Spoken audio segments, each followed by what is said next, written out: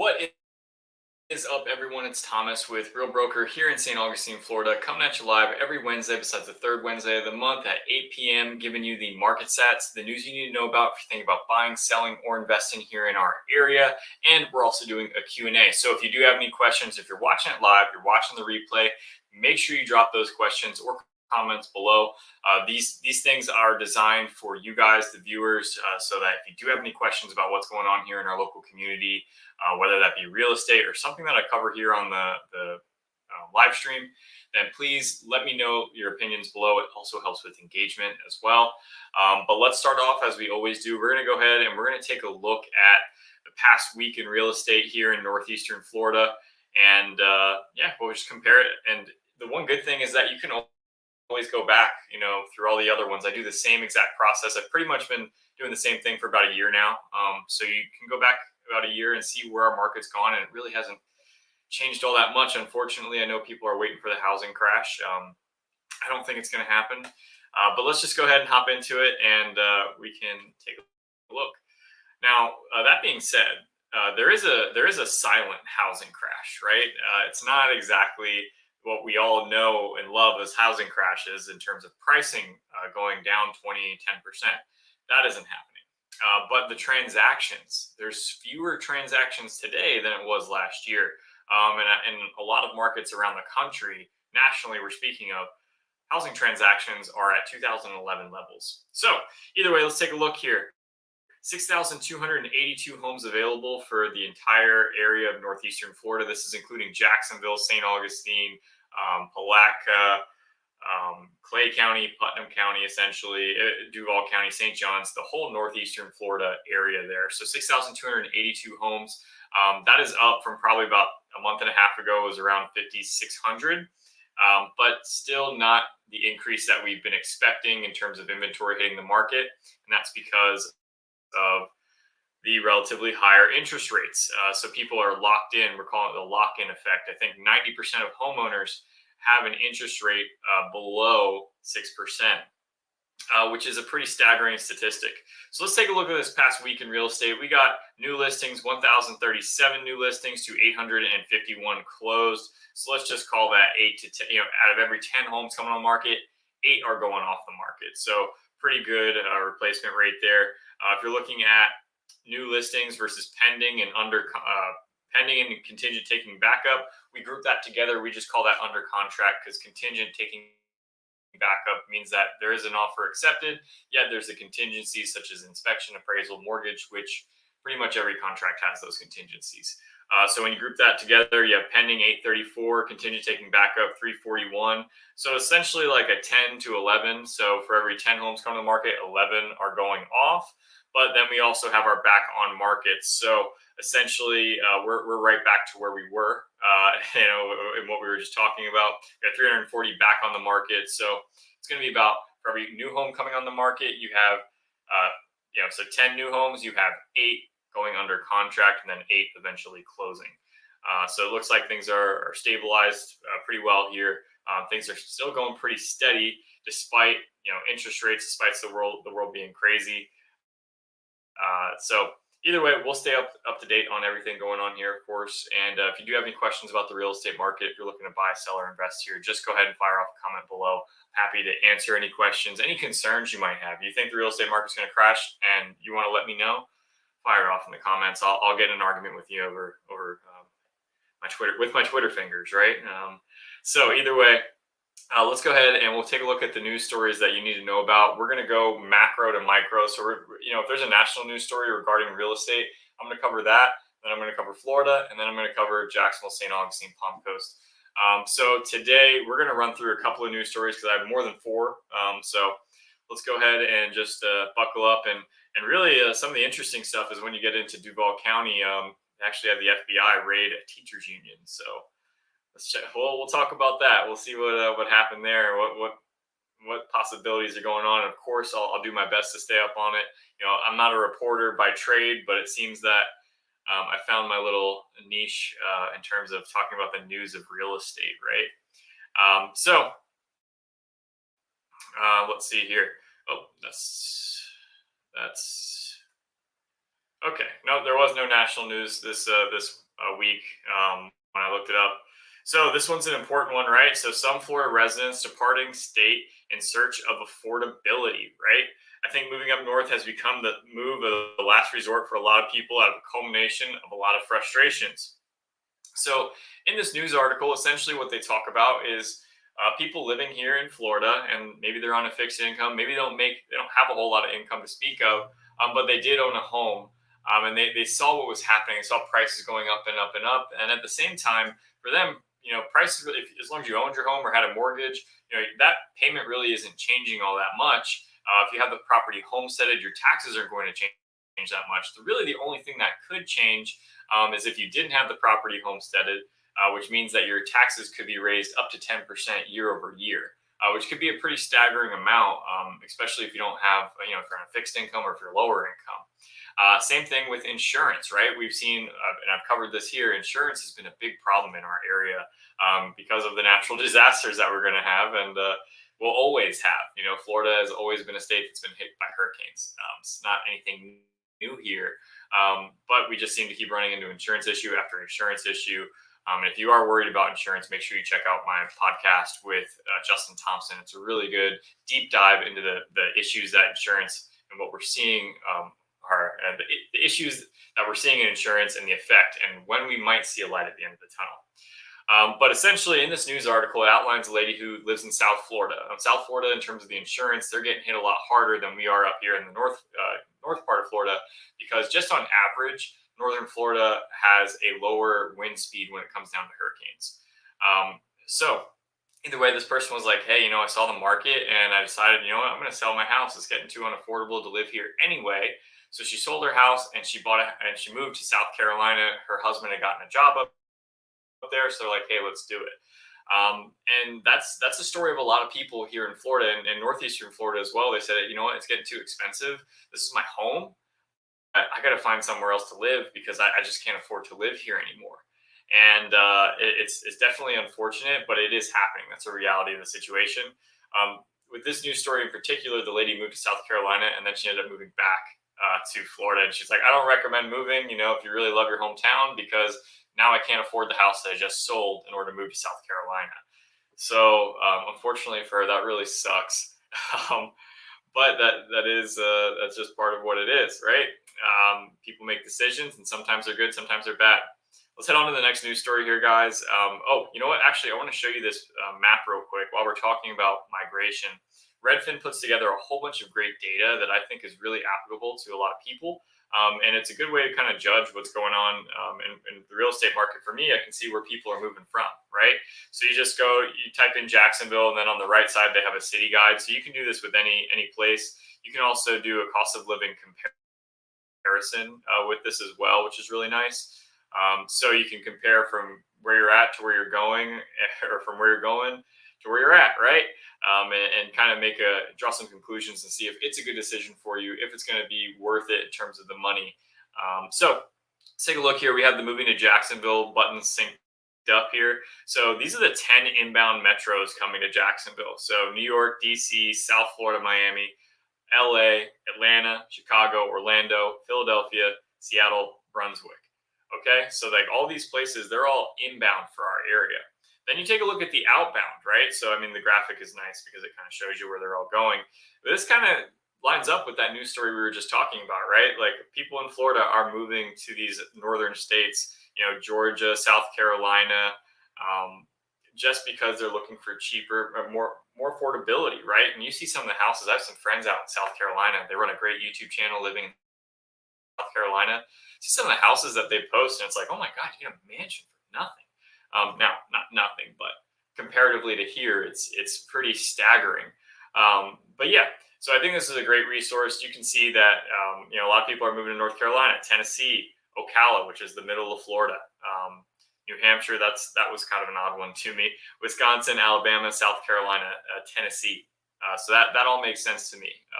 All these people are moving for a cheaper area. So if they're getting priced out of here, this is where they're heading. So I think that's a great graphic. Let me know what you think about that. But onto the bigger thing that's happening for the state of Florida is that we may be getting hit with another hurricane. Now we are in hurricane season. it's part of the life here, right? And for the most part, hurricane season is not as bad as people, as the news would portray it, of course. But they have Hurricane Lee. Looks like it's making its way over here. Of course, that switches at the last potential time. But let's back that up here.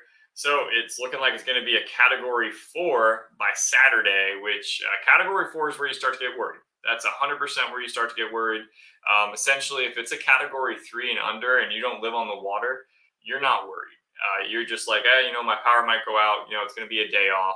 But if you're getting direct hit by a Category 4, that's when things start to get a little hairy. So the projection models for that hurricane is saying that it could pretty much, a couple of things, of course. They don't know 100% where this thing's going to go, but they do have models and indicators from years and years of tracking hurricanes. So ideally, optimistically, people would want this hurricane to kind of stay out in the ocean. So we'll just get a whole bunch of rain, and then it'll just go up the coast, and it'll lose steam as it goes up the coast.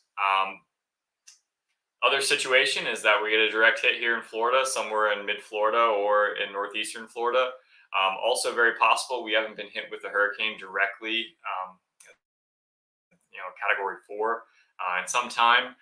Last year we got hit with Ian and Nicole, and Hurricane Nicole, I think, hit in Daytona Beach and did some significant, what do they call it? Dune restoration, I guess, of its own. It's Mother Nature dune restoration in Daytona, and it had some flooding out there, and we had some flooding in downtown St. Augustine. But flooding during an hour of rain happens in downtown St. Augustine. It's just an old place. It doesn't have the sewage stormwater runoff that most places do.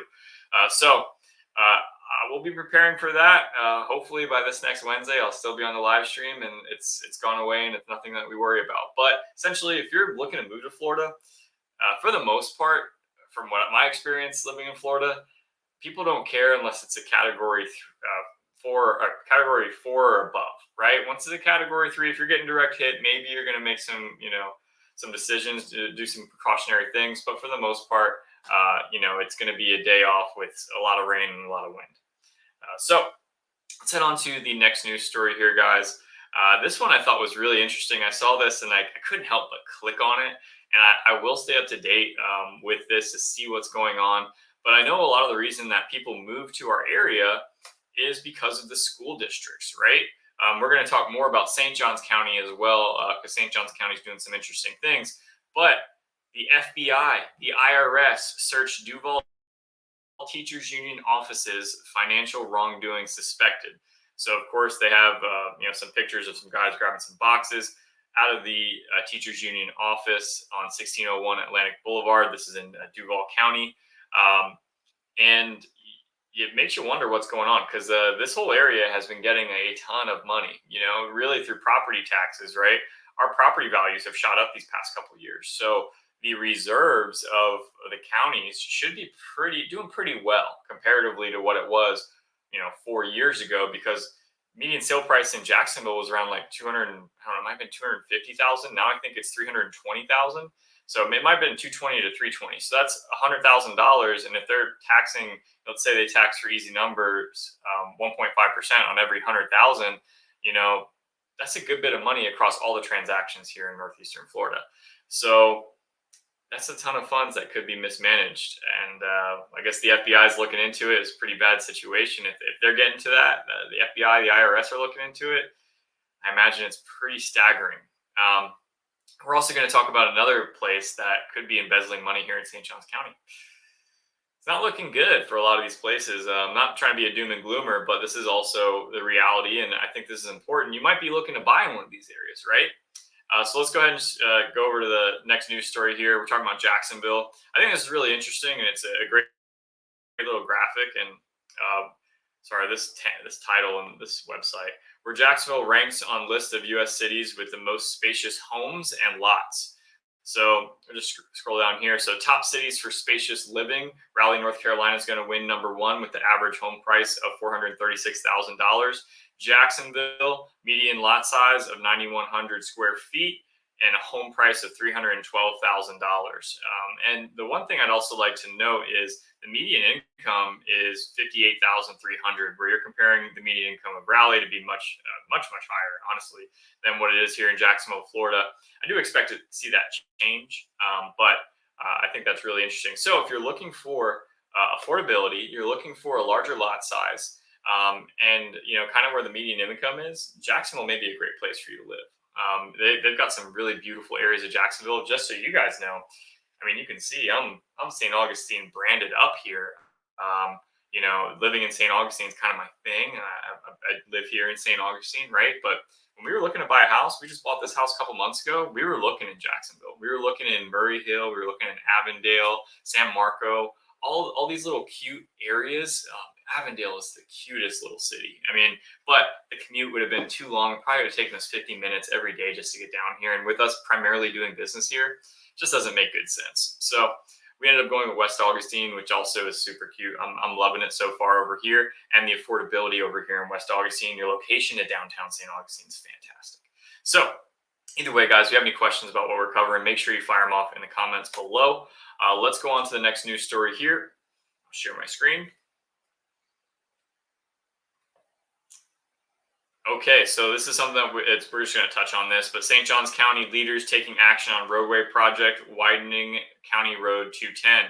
Now, 210 is up by St. Vincent's Ascension. It's in the northern part of St. Johns County, and that intersection has seen it's intersection 95 and State Road 210.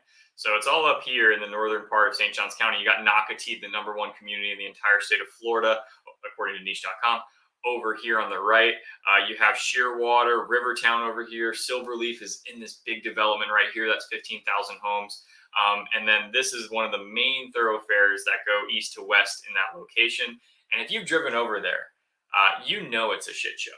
It's really not great. And there's been so much development happening off that 210 that they can't keep up. And I mean, there's construction everywhere. They're building developments, they're building commercial retail, they're building the roads as well. And there's cones everywhere. And I drive like a grandma anyway, but when I'm going through there, I'm definitely taking my time because it's just like things have changed so rapidly over there. But the widening needs to happen. It's been a plan that needed to be put in action. And I'm glad that they're actually finally doing something about it. But that's a good thing for that area there because the home prices, the homes over there are all pretty much brand new. A whole bunch of new residents moving into that area, and definitely helps out. So let's take a look at St. Johns County School District, guys. Now, this is something that we stay on top of because one of the main reasons people move to St. Johns County is going to be based on their school district. So St. Johns County School District holds school rezoning meetings for new K through 8s. So these are they haven't been named yet, but they're NN and OO for as of right now. And because we've had overcrowding in that north part of St. Johns County, really where we were talking about right off of 210, they're going to be building 2 schools, K through 8, within that area so that they can supply more so they can, what am I trying to say here? So that they can get more kids into the doors, right? They've had issues with overcrowding. It's not like all these classrooms are stuffed like sardines. I think the teacher ratio is like 20 to 1 teacher still. So it's very, very good. But, that's one of the things St. Johns County prides itself on is their school district. So they're having a meeting about what to do. They're pushing it off to November. But a second is scheduled for Thursday at 6 p.m. at Beachside High School. So if you want your voice heard, make sure that you go to this. Over the next 20 years, I think St. Johns County has a plan to build 19 schools. The last school that they built, or I believe it's actually NN or OO, it's one of those that is going to be opening here. They're going to be doing it costs $63 million to build that school. So the amount of money that St. Johns County is putting into the education system here is pretty staggering, but that also goes to show how many people are moving here for that exact reason, right? And how they're dealing with it. So I've heard good things and bad things about the school district and what's happened and how they're handling things. If you know anything different, go ahead and let me know below because I'd really like to know. I'm trying to get the superintendent of St. Johns County Schools to do a podcast interview with me. So if anyone's got a connection, I've reached out. Unfortunately, he's a busy guy. He hasn't gotten back to me. So either way, John, the man, the myth, the legend. Thomas rocks. Don't be stupid. Yeah, if you guys are looking to buy, sell, or invest here in Northeastern Florida, I am a realtor. I can't tell you how many people watch my show and then they'll leave me a comment and say, hey, your videos were the best. They're awesome. I just bought a house. And I've never talked to them, right? So it's like, okay, cool. Well, I do real estate. So if you do need help, I'm here to help. I'm not, obviously this is my biggest sales pitch. I'm not coming after you to go after your business. I'm putting the information out there. If you need help, I'm here to help. Okay. But John, I appreciate you. I hope you're doing well. I only got one more news story here, and this is going to go along with how St. Johns County has just changed, and it's becoming a cooler and cooler place to live. I'm a big fan of the change here in St. Johns County. Of course, people are going to say you're a greedy realtor, this and that. But no, I lived here in 1998, lived here for 7 years as a kid. I really saw how St. Augustine was, and I thought it was kind of slow and boring, but I was a kid, right? And it's changed so drastically over that time to where now, 20 years later, it's a really, really cool place to live. So the Preserve, which is a higher end restaurant in Lincolnville, just off of downtown St. Augustine, a neighborhood just south of the historical area in downtown, they closed, right? So the Preserve was owned by the owner of now the artisanal butcher shop, the Chop Shop. They just opened a location in Silverleaf, a location right off of 210. They have a location on the island. They just decided they'd much rather do that than be in the restaurant business. The restaurant business is very, very tough. So this restaurant has been vacant, and I was actually kind of bummed because I haven't been able to go to this restaurant yet. But the good thing is, restaurateur Michael Lugo is the name of someone who might be taking over that restaurant.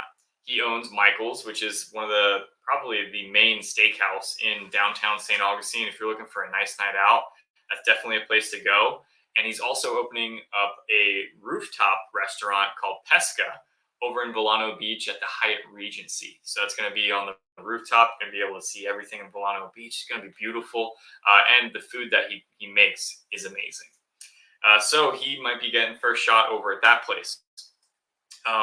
Second thing tied with that, if you haven't watched, me and my buddy Justin just put out a living in St. Augustine versus living in Jacksonville podcast, where we kind of talk about some of the major news stories that happened. We talk about the food scene, and my buddy, he's lived internationally. He's got a great YouTube channel as well. And he's just saying, the food scene in Jacksonville really isn't what you'd expect it to be for this large metropolitan area. Whereas like the food scene in St. Augustine, it's so much more condensed, but we have such great food here. So speaking on that, they're opening, I guess it's an Asian-inspired place. It's called Lotus Noodle Bar, right? And the chef at that restaurant just won a James Beard Award, which I believe, I could be wrong. Correct me if I'm wrong. But it's almost like a Michelin star, but just for chefs. So if you're a really great chef, you're getting a James Beard Award. That means that you're higher ranking in there. When I worked in New York City, I worked for pretty much all famous chefs in New York City. In terms of me working as a manager and a server in New York, and all these guys were studs in their respect and highly respected. So the fact that we're gonna have a James Beard chef here in St. Augustine, also with a new concept, completely different than what St. Augustine is used to. You got to think our food scene it went from, hey, get your fried shrimp and grits, to now it's like we have like steakhouses downtown. We have like Low Country boils, clam shacks. We just have such a diversity of food. It's pretty amazing. So great place to live, guys. I really do enjoy it. But that is going to be it. I'm actually exhausted. I had to take a little nap earlier today. I appreciate you guys watching here tonight. If you have any questions, if you're looking to buy, sell, or invest here in Northeastern Florida, please make sure you reach out to my team. If you want to schedule up a 30-minute consultation, there's a link in the description below where you can do so if you'd like. There's no charge or anything. We can just talk about your options. So until next Wednesday at 8 p.m., guys, I'll see you then.